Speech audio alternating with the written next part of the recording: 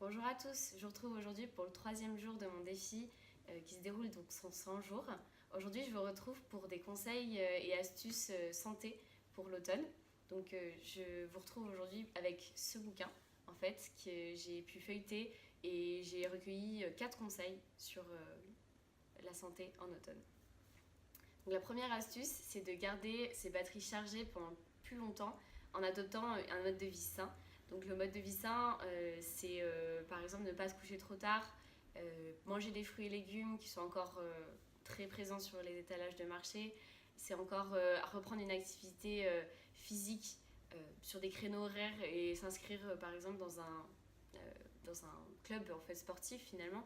Moi je sais que j'ai un peu des soucis sur ça parce que je ne suis pas motivée chez moi à faire du sport en fait finalement toute seule, et je suis pas non plus très fan des cours collectifs. Donc si vous avez des conseils, des astuces pour moi, je suis preneuse. Il y a également aussi la cure de raisin qui se fait sur 3 semaines, qui est assez lourde et difficile.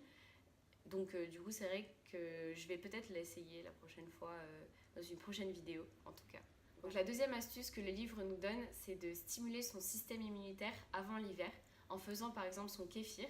Donc le kéfir c'est une boisson qui permet justement cette stimulation du système immunitaire grâce à une boisson qui peut être fait maison en à peine 5 minutes. Il faut quelques ingrédients, vous avez du citron, de la figue, du sucre, de l'eau minérale et des graines de kéfir que vous trouvez pour tous les ingrédients, vous les trouvez en magasin bio. Il y a également une deuxième astuce, en fait c'est juste de saupoudrer ces salades de levure de bière que vous trouvez également en magasin bio.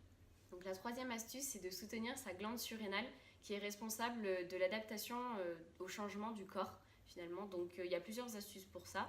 Vous avez notamment le fait de prendre des infusions de gingembre, de cannelle ou de ginseng. Donc le ginseng c'est très bien aussi sans infusion, enfin tout seul comme ça en cachet. Ça permet de lutter contre les moments de fatigue.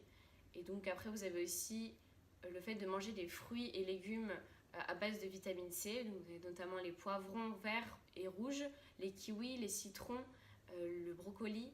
Donc le livre déconseille le jus d'orange le matin, puisque si vous buvez du jus d'orange le matin, vous allez vidanger la vésicule biliaire et c'est mauvais pour la digestion du repas du midi.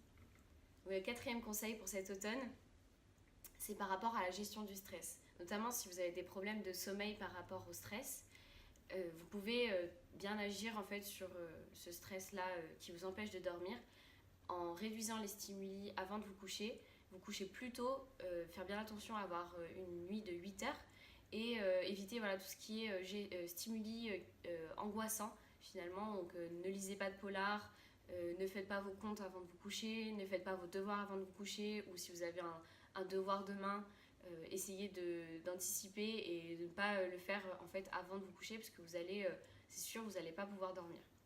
Vous pouvez également, si vous êtes trop angoissé un soir, prendre une tisane de mélisse qui vous permettra de vous calmer et de réduire votre attention vis-à-vis de l'angoisse et mieux dormir finalement. Et toujours par rapport au stress, vous pouvez également prendre du temps pour vous simplement dans la semaine ou même dans la journée, de prendre un temps pour par exemple faire de la musique, lire un livre, chanter, faire du sport, dîner avec vos amis. Faites des choses qui sont bonnes pour vous.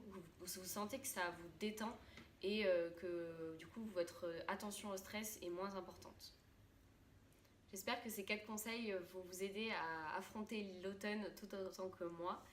Je vais essayer d'appliquer un maximum de ces conseils et je vous en ferai part dans une prochaine vidéo. Si ça vous intéresse, n'hésitez pas à me suivre donc, sur Facebook, YouTube, Instagram. Et puis on se revoit du coup demain pour une nouvelle vidéo. À bientôt!